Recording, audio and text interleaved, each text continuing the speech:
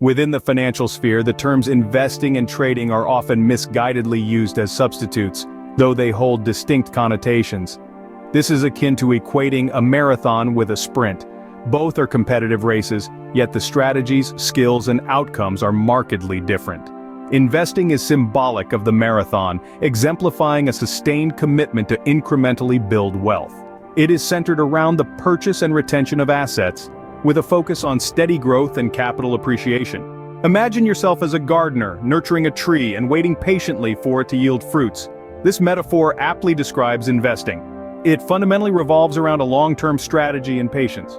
With investing, the focus is not on speedy decisions, but on making choices based on detailed research and analysis, leading to a slow and steady wealth accumulation. There are several distinct styles of investing, each with its unique methodology and focus. Active investing, for instance, involves constant buying and selling of assets in response to market trends and forecasts. It provides the benefit of potentially higher returns, but also comes with increased risk and requires a significant time commitment. Think of investors like George Soros or Carl Icahn, who actively manage their investments and make frequent trades. Contrastingly, passive investing is about retaining assets for an extended duration, regardless of market volatility. Investors who follow this style, such as Warren Buffett, often invest in index funds or ETFs, believing in the power of the market to provide returns over time. This style has lower fees and less risk, but the potential for extraordinary returns is also less. Value investing is about identifying and investing in undervalued stocks with promising prospects for significant growth. This style, championed by Benjamin Graham, can lead to high returns if the market recognizes the stock's true value, but it requires an in-depth understanding of financial statements and market conditions. Not to mention, there's a risk that the undervalued stocks may reach their projected value. Growth investing, on the other hand, involves selecting companies displaying signs of above-average growth. This can lead to high returns, as seen by investors like Philip Fisher, but it also carries the risk of overvalued stocks and potential losses if the expected growth doesn't materialize. Despite the differences in approach and strategy, each style of investing shares a common endgame: wealth accumulation. They might diverge in their course, but their destination remains the same. Therefore, investing might be the marathon that demands patience and strategic planning, but its terminal goal, akin to trading, continues to be wealth accumulation. Then comes trading, the fierce sprint. It's not merely about short-term gains, but it's about the intelligent and strategic navigation of the complex world of the world of trading often compares to a race, where swift decisions and agile moves lead to triumph or downfall. In this race, traders act as meticulous gardeners who diligently plant seeds, nurturing them with utmost care and vigilance, akin to watching the growth and progress of their investments. Various trading strategies exist in this intricate world, each with its own set of risks and rewards. For instance, day trading, a strategy where traders buy and sell securities within a single. The advantage of this strategy is the potential for quick profits, but it comes with a high level of risk due to market volatility within the short time frame.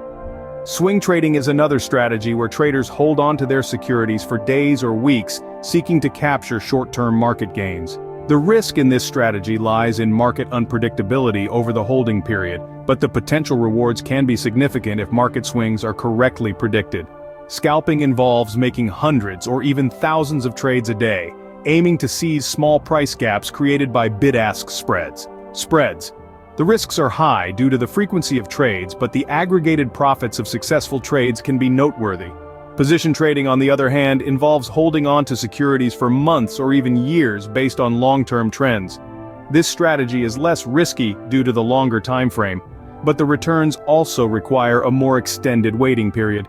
Successful trades are aplenty the world of trading. Take, for example, George Soros's infamous bet against the British pound in 1992, where he made over $1 billion in a single day. Or Paul Tudor Jones, who predicted the 1987 stock market crash, making a hefty profit. However, this is not a game for the faint-hearted, as trading involves a considerable amount of risk. The short time frame volatility of the market can make it a perilous arena. Traders need to arm themselves with a comprehensive understanding of market trends, technical analysis, and possess a high level of precision and timing. ready to make the right move at just the right moment. Despite the risks, the allure of trading lies in the potential for quicker. The adrenaline rush of making a quick profit, of seeing your strategy and decisions translate into tangible gains, is undeniably intoxicating. It's riskier due to the shorter time frame and higher volatility, but the potential for quicker returns is the allure. Investing and trading, both diverse elements of the financial landscape, have their unique appeal and intricacies. Passive investing, a less intricate strategy, is recognized for its low risk and the potential for steady growth.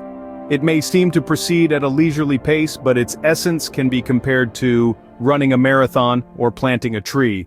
The fruits of labor are not immediate, but over time the rewards are substantial. It requires patience and unwavering trust in the power of compounding. In contrast, there's the realm of active investing and trading. This territory is likened to a sprint or a quick sale of sprouts. It thrives on speed and immediate results. It calls for a readiness to encounter increased risks and costs, an eagerness to acquire the necessary skills. The potential to outperform the market exists here, luring those who yearn for a fast-paced financial scenario. Now, decision to choose between these two is influenced by a number of personal considerations. It's not a one-size-fits-all scenario. Your personal financial goals are a paramount factor. Are you aiming for immediate gains, or do you envision a financially secure future? The level of risk you're willing to accept also plays a significant role in this decision. Are you comfortable gambling for potentially higher returns?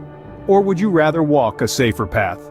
Further to these considerations, the time and effort you're willing to commit to your financial ventures are also crucial factors.